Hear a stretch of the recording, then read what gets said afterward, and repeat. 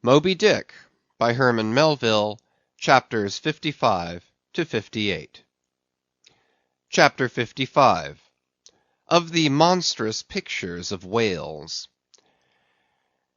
I shall ere long paint to you, as well as one can without canvas, something like the true form of the whale as he actually appears to the eye of the whaleman, when in his own absolute body the whale is moored alongside the whale ship, so that he can be fairly stepped upon there. It may be worth while, therefore, previously to advert to those curious imaginary portraits of him which, even down to the present day, confidently challenge the faith of the landsman. It is time to set the world right in this matter, by proving such pictures of the whale all wrong. It may be that the primal source of all those pictorial delusions will be found among the oldest Hindoo, Egyptian, and Grecian sculptures. For ever since those inventive but unscrupulous times, when, on the marble panellings of temples, the pedestals of statues, and on shields, medallions, cups, and coins, the dolphin was drawn in scales of chain armour like Saladin's, and a helmeted head like St. George's; ever since then has something of the same sort of license prevailed, not only in most popular pictures of the whale, but in many scientific presentations of him. Now, by all odds, the most ancient extant portrait, anyways purporting to be the whale's, is to be found in the famous cavern pagoda of Elephanta, in India. The Brahmins maintain that in the almost endless sculptures of that immemorial pagoda, all the trades and pursuits, every conceivable avocation of man, were prefigured ages before any of them actually came into being. No wonder, then, that in some sort our noble profession of whaling should have been there shadowed forth. The Hindoo whale referred to occurs in a separate department of the wall, depicting the incarnation of Vishnu in the form of Leviathan, learnedly known as the Matsya Avatar. But though this sculpture is half man and half whale, so as only to give the tail of the latter, yet that small section of him is all wrong. It looks more like the tapering tail of an anaconda than the broad palms of the true whale's majestic flukes. But go to the old galleries, and look now at a great Christian painter's portrait of this fish, for he succeeds no better than the antediluvian Hindoo. It is Guido's picture of Perseus rescuing Andromeda from the sea monster or whale. Where did Guido get the model of such a strange creature as that? Nor does Hogarth, in painting the same scene in his own Perseus Descending, make out one whit better. The huge corpulence of that Hogarthian monster undulates on the surface, scarcely drawing 1 inch of water. It has a sort of howdah on its back, and its distended, tusked mouth into which the billows are rolling, might be taken for the Traitor's Gate leading from the Thames by water into the Tower.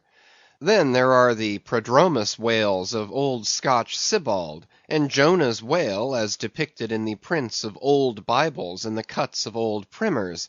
What shall be said of these? As for the bookbinder's whale, winding like a vine-stalk round the stock of a descending anchor, as stamped and gilded on the backs and title pages of many books, both old and new, that is a very picturesque but purely fabulous creature, imitated, I take it, from like figures on antique vases. Though universally denominated a dolphin, I nevertheless call this bookbinder's fish an attempt at a whale, because it was so intended when the device was first introduced. It was introduced by an old Italian publisher somewhere about the 15th century, during the revival of learning; and in those days, and even down to a comparatively late period, dolphins were popularly supposed to be a species of the Leviathan. In the vignettes and other embellishments of some ancient books, you will at times meet with very curious touches at the whale, where all manner of spouts, jets d'eau, hot springs and cold, Saratoga and Baden-Baden, come bubbling up from his unexhausted brain. In the title page of the original edition of the Advancement of Learning, you will find some curious whales. But quitting all these unprofessional attempts, let us glance at those pictures of Leviathan purporting to be sober, scientific delineations by those who know. In old Harris's collection of voyages, there are some plates of whales extracted from a Dutch book of voyages, A.D. 1671, entitled A Whaling Voyage to Spitzbergen in the ship Jonas and the Whale, Peter Peterson of Friesland, master. In one of those plates, the whales, like great rafts of logs, are represented lying among ice isles, with white bears running over their living backs. In another plate, the prodigious blunder is made of representing the whale with perpendicular flukes. Then again, there is an imposing quarto, written by one Captain Culnet, a post-captain in the English Navy, entitled A Voyage round Cape Horn into the South Seas for the purpose of extending the spermaceti whale fisheries. In this book is an outline purporting to be a picture of a physeter or spermaceti whale drawn by scale from one killed on the coast of Mexico, August 1793, and hoisted on deck. I doubt not the captain had this veracious picture taken for the benefit of his marines. To mention but one thing about it, let me say that it has an eye which, applied, according to the accompanying scale, to a full-grown sperm whale, would make the eye of that whale a bow window some 5 feet long. Ah, my gallant captain, why did you not give us Jonah looking out of that eye? Nor are the most conscientious compilations of natural history for the benefit of the young and tender free from the same heinousness of mistake. Look at that popular work, Goldsmith's Animated Nature. In the abridged London edition of 1807, there are plates of an alleged whale and a narwhale. I do not wish to seem inelegant, but this unsightly whale looks much like an amputated sow, and as for the narwhale, one glimpse at it is enough to amaze one, that in this 19th century such a hippogriff could be palmed for genuine upon any intelligent public of schoolboys. Then again, in 1825, Bernard Germain, Count de Lacépède, a great naturalist, published a scientific systematized whale book, wherein are several pictures of the different species of the Leviathan.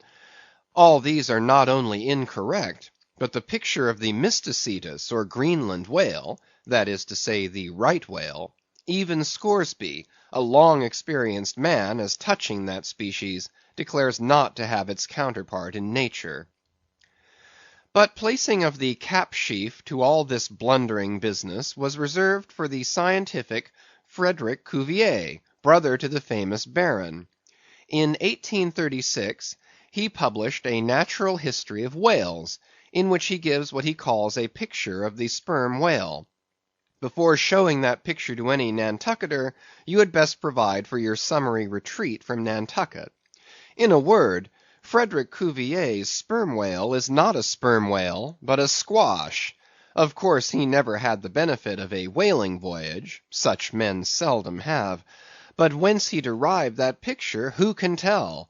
Perhaps he got it, as his scientific predecessor in the same field, Desmarest, got one of his authentic abortions; that is, from a Chinese drawing. And what sort of lively lads with the pencil those Chinese are, many queer cups and saucers inform us. As for the sign painters' whales seen in the streets hanging over the shops of oil dealers, what shall be said of them? They are generally Richard III whales with dromedary humps, and very savage, breakfasting on 3 or 4 sailor tarts, that is, whaleboats full of mariners, their deformities floundering in seas of blood and blue paint. But these manifold mistakes in depicting the whale are not so very surprising after all. Consider, most of these scientific drawings have been taken from the stranded fish, and these are about as correct as a drawing of a wrecked ship with broken back would correctly represent the noble animal itself in all its undashed pride of hull and spars. Though elephants have stood for their full lengths, the living Leviathan has never yet fairly floated himself for his portrait. The living whale, in all his full majesty and significance, is only to be seen at sea in unfathomable waters, and afloat the vast bulk of him is out of sight, like a launched line of battle-ship; and out of that element it is a thing eternally impossible for mortal man to hoist him bodily into the air, so as to preserve all his mighty swells and undulations. And not to speak of the highly presumable difference of contour between a young sucking whale and a full-grown Platonian Leviathan, yet even in the case of one of those young sucking whales hoisted to a ship's deck, such is then the outlandish, eel-like, limbered, varying shape of him, that his precise expression the devil himself could not catch. But it may be fancied that from the naked skeleton of the stranded whale, accurate hints may be derived touching his true form. Not at all; for it is one of the more curious things about this Leviathan, that his skeleton gives very little idea of his general shape; though Jeremy Bentham's skeleton, which hangs for candelabra in the library of one of his executors, correctly conveys the idea of a burly-browed utilitarian old gentleman, with all Jeremy's other leading personal characteristics, yet nothing of this kind could be inferred from any Leviathan's articulated bones. In fact, as the great Hunter says, the mere skeleton of the whale bears the same relation to the fully invested and padded animal, as the insect does to the chrysalis that so roundingly envelops it. This peculiarity is strikingly evinced in the head, as in some parts of this book will incidentally be shown. It is also very curiously displayed in the side fin, the bones of which almost exactly answer to the bones of the human hand, minus only the thumb. This fin has 4 regular bone fingers, the index, middle, ring, and little finger; but all these are permanently lodged in their fleshy covering, as the human fingers in an artificial covering. "However recklessly the whale may sometimes serve us," said humorous Stubb one day, "he can never be truly said to handle us without mittens." For all these reasons, then, any way you may look at it, you must needs conclude that the great Leviathan is that one creature in the world which must remain unpainted to the last. True, one portrait may hit the mark much nearer than another, but none can hit it with any very considerable degree of exactness. So there is no earthly way of finding out precisely what the whale really looks like; and the only mode in which you can derive even a tolerable idea of his living contour is by going a whaling yourself; but by so doing you run no small risk of being eternally stove and sunk by him. Wherefore it seems to me you had best not be too fastidious in your curiosity touching this Leviathan. CHAPTER 56. Of the less erroneous pictures of whales, and the true pictures of whaling scenes. In connection with the monstrous pictures of whales, I am strongly tempted here to enter upon those still more monstrous stories of them which are to be found in certain books, both ancient and modern, especially in Pliny, Purchas, Hakluyt, Harris, Cuvier, etc. But I pass that matter by. I know of only 4 published outlines of the great sperm whale: Colnett's, Huggins's, Frederick Cuvier's, and Beale's. In the previous chapter Colnett and Cuvier have been referred to. Huggins's is far better than theirs, but by great odds Beale's is the best. All Beale's drawings of this whale are good, excepting the middle figure in the picture of 3 whales in various attitudes, capping his second chapter. His frontispiece, boats attacking sperm whales, though no doubt calculated to excite the civil skepticism of some parlor men, is admirably correct and lifelike in its general effect. Some of the sperm whale drawings in J. Ross Browne are pretty correct in contour, but they are wretchedly engraved. This is not his fault, though. Of the right whale, the best outline pictures are in Scoresby, but they are drawn on too small a scale to convey a desirable impression. He has but one picture of whaling scenes, and this is a sad deficiency, because it is by such pictures only, when at all well done, that you can derive anything like a truthful idea of the living whale as seen by his living hunters. But taken for all in all, by far the finest, though in some details not the most correct, presentations of whales and whaling scenes to be anywhere found, are two large French engravings, well executed, and taken from paintings by one Garnery. Respectively, they represent attacks on the sperm and right whale. In the first engraving, a noble sperm whale is depicted in full majesty of might, just risen beneath the boat from the profundities of the ocean, and bearing high in the air upon his back the terrific wreck of the stoven planks. The prow of the boat is partially unbroken, and is drawn just balancing upon the monster's spine, and standing in that prow, for that one single incomputable flash of time, you behold an oarsman, half shrouded by the incensed boiling spout of the whale, and in the act of leaping as if from a precipice. The action of the whole thing is wonderfully good and true. The half-emptied line-tub floats on the whitened sea. The wooden poles of the spilled harpoons obliquely bob in it. The heads of the swimming crew are scattered about the whale in contrasting expressions of affright, while in the black stormy distance the ship is bearing down upon the scene. Serious fault might be found with the anatomical details of this whale, but let that pass, since for the life of me I could not draw so good a one. In the second engraving, the boat is in the act of drawing alongside the barnacled flank of a large running right whale, that rolls his black weedy bulk in the sea like some mossy rock slide from the Patagonian cliffs. His jets are erect, full, and black like soot, so that from so abounding a smoke in the chimney, you would think that there must be a brave supper cooking in the great bowels below. Sea fowls are pecking at the small crabs, shellfish, and other sea candies and macaroni, which the right whale sometimes carries on his pestilent back.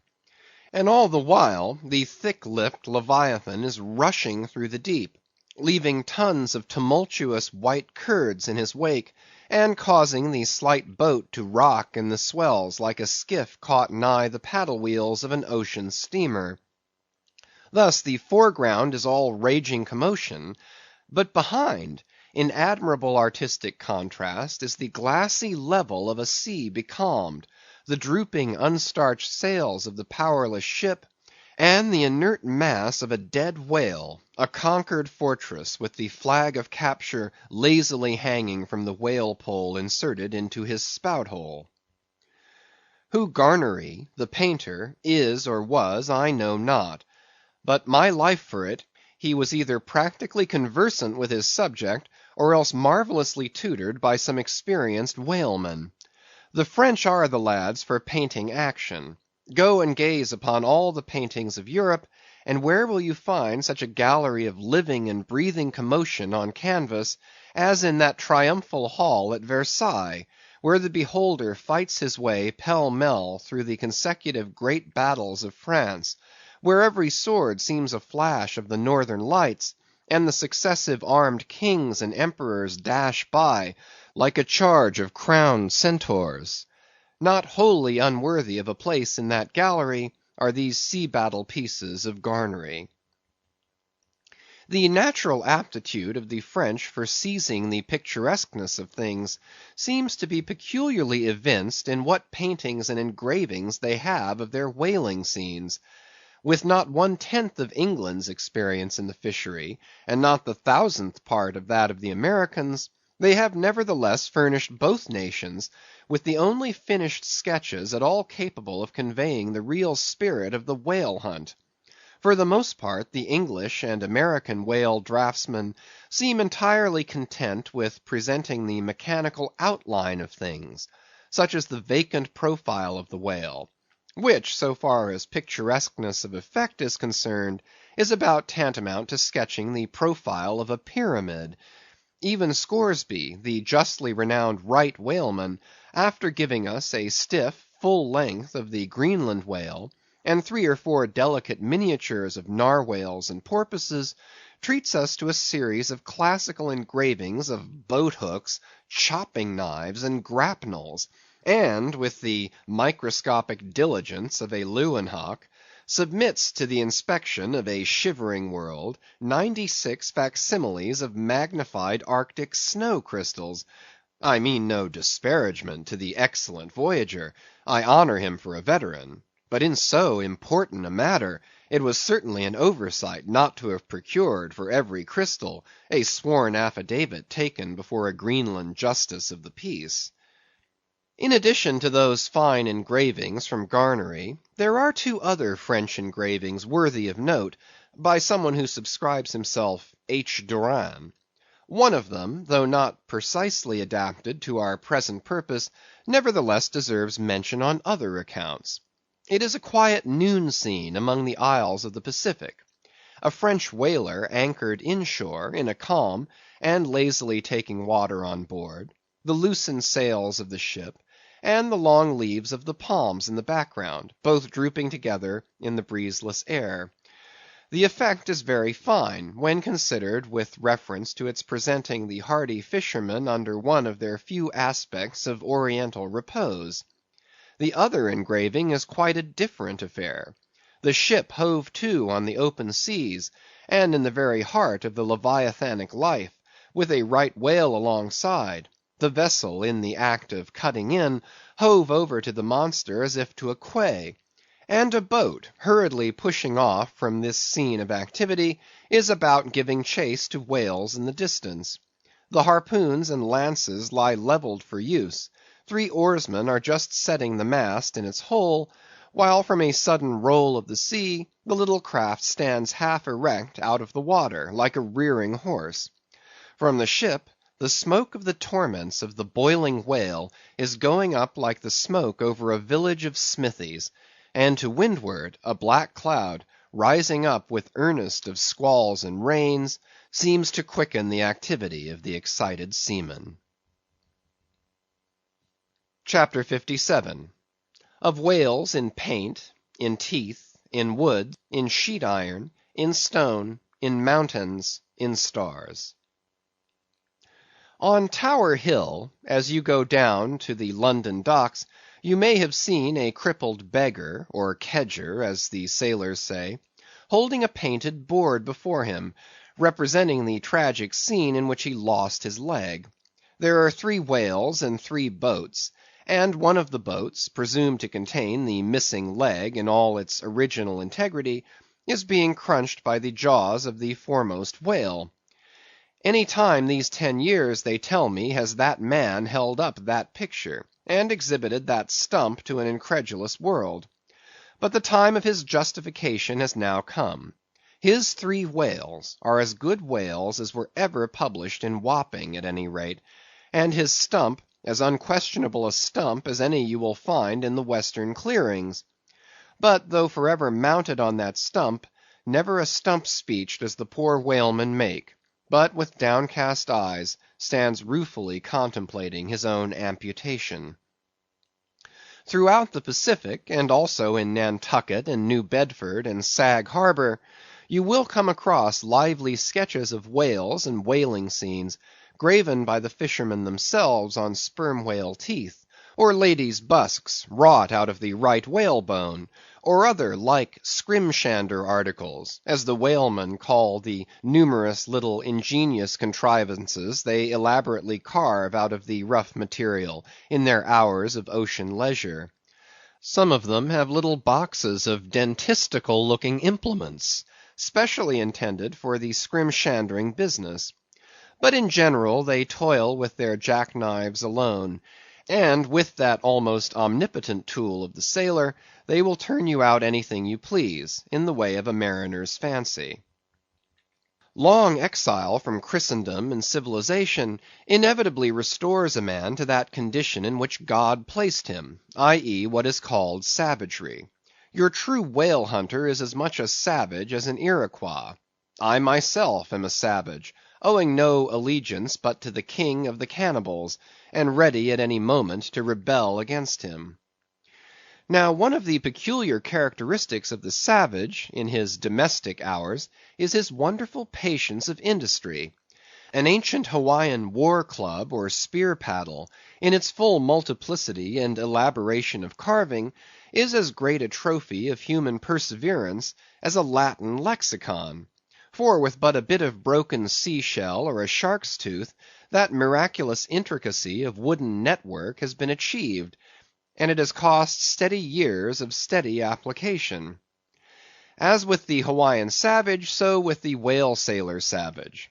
With the same marvellous patience, and with the same single shark's tooth of his one poor jackknife, he will carve you a bit of bone sculpture, not quite as workmanlike, but as close packed in its maziness of design as the Greek savage Achilles' shield, and full of barbaric spirit and suggestiveness as the prints of that fine old Dutch savage, Albrecht Dürer. Wooden whales, or whales cut in profile out of the small dark slabs of the noble South Sea warwood, are frequently met with in the forecastles of American whalers. Some of them are done with much accuracy. At some old gable-roofed country houses you will see brass whales, hung by the tail for knockers to the roadside door. When the porter is sleepy, the anvil-headed whale would be best. But these knocking whales are seldom remarkable as faithful essays. On the spires of some old-fashioned churches you will see sheet-iron whales, placed there for weathercocks, but they are so elevated, and besides that are to all intents and purposes so labelled with hands off, you cannot examine them closely enough to decide upon their merit. In bony, ribby regions of the earth, where at the base of high broken cliffs masses of rock lie strewn in fantastic groupings upon the plain, you will often discover images as of the petrified forms of the Leviathan partly merged in grass, which of a windy day breaks against them in a surf of green surges. Then again, in mountainous countries, where the traveller is continually girdled by amphitheatrical heights, here and there, from some lucky point of view, you will catch passing glimpses of the profiles of whales defined along the undulating ridges. But you must be a thorough whaleman to see these sights; and not only that, but if you wish to return to such a sight again, you must be sure and take the exact intersecting latitude and longitude of your first standpoint; else so chance-like are such observations of the hills, that your precise previous standpoint would require a laborious rediscovery, like the Saloma Islands, which still remain incognita, though once high-ruffed Medana trod them, and old Figuera chronicled them.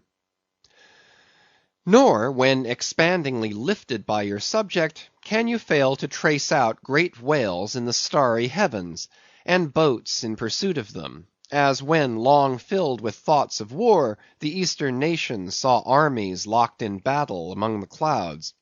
Thus at the north have I chased Leviathan round and round the pole, with the revolutions of the bright points that first defined him to me.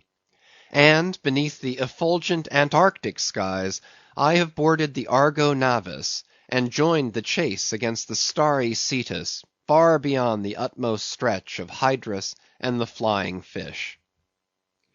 With a frigate's anchors for my bridle bits, and fasces of harpoons for spurs, would I could mount that whale, and leap the topmost skies, to see whether the fabled heavens, with all their countless tents, really lie encamped beyond my mortal sight. CHAPTER 58. Brit. Steering north-eastward from the Crozetts, we fell in with vast meadows of brit, the minute yellow substance upon which the right whale largely feeds. For leagues and leagues it undulated round us, so that we seemed to be sailing through boundless fields of ripe and golden wheat.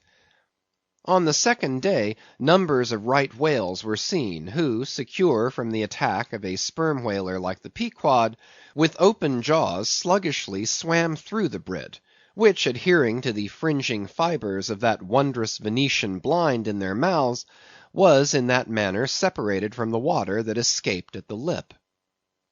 As morning mowers, who side by side slowly and seethingly advance their scythes through the long wet grass of marshy meads, even so these monsters swam, making a strange grassy cutting sound, and leaving behind them endless swaths of blue upon the yellow sea. Footnote: that part of the sea known among whalemen as the Brazil Banks does not bear that name as the banks of Newfoundland do, because of there being shallows and soundings there, but because of this remarkable meadow-like appearance, caused by the vast drifts of brit continually floating in those latitudes, where the right whale is often chased. End of footnote. But it was only the sound they made as they parted the Brit, which at all reminded one of mowers.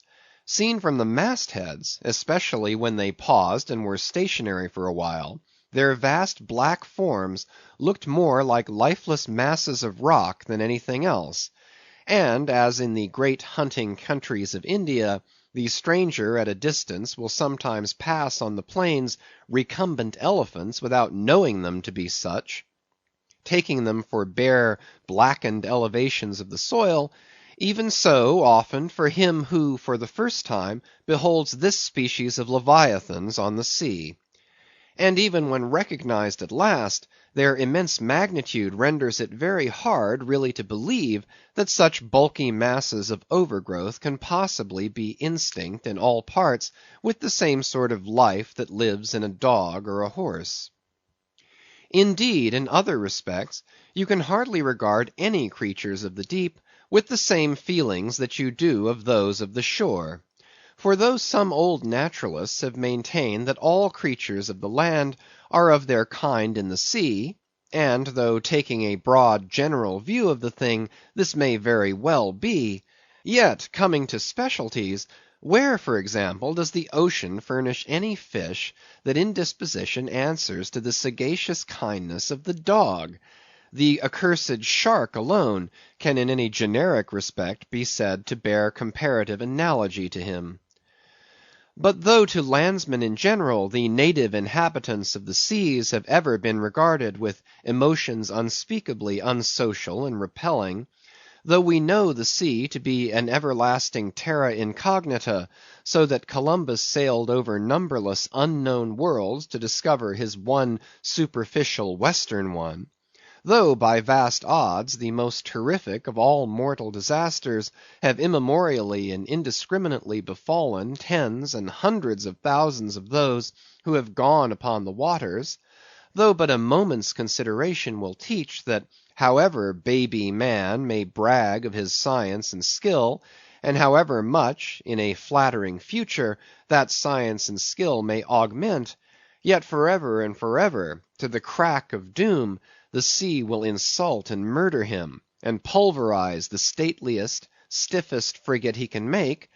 Nevertheless, by the continual repetition of these very impressions, man has lost that sense of the full awfulness of the sea which aboriginally belongs to it. The first boat we read of floated on an ocean that with Portuguese vengeance had whelmed a whole world without leaving so much as a widow. That same ocean rolls now; that same ocean destroyed the wrecked ships of last year. Yea, foolish mortals, Noah's flood is not yet subsided; 2/3 of the fair world it yet covers. Wherein differ the sea and the land, that a miracle upon one is not a miracle upon the other? Preternatural terrors rested upon the Hebrews, when under the feet of Korah and his company the live ground opened and swallowed them up for ever; yet not a modern sun ever sets but in precisely the same manner the live sea swallows up ships and crews. But not only is the sea such a foe to man who is an alien to it, but it is also a fiend to its own offspring, worse than the Persian host who murdered his own guests, sparing not the creatures which itself hath spawned. Like a savage tigress that tossing in the jungle overlays her own cubs, so the sea dashes even the mightiest whales against the rocks, and leaves them there side by side with the split wrecks of ships. No mercy, no power, but its own controls it.